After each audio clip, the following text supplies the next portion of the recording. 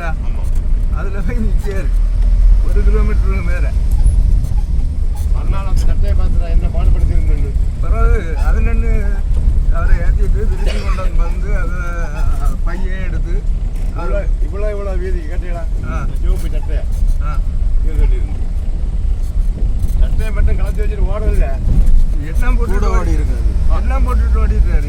அவர் கையில் இருந்த கம்பையும் போட்டுட்டு போனார். கம்பை அவருக்கு புரிஞ்சிருக்கும் அந்த கலரு. அப்போ அதோட வச்சு மாறினார். அந்த வேலை இப்போ வேலையை போய் இல்லையா இப்போ தமிழ்நாடு கொண்டு வருது.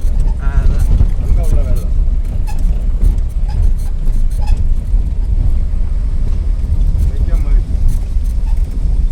அதே மாதிரி பெரிய ஒரு வெள்ள ஒத்தையங்களாக இருக்குது.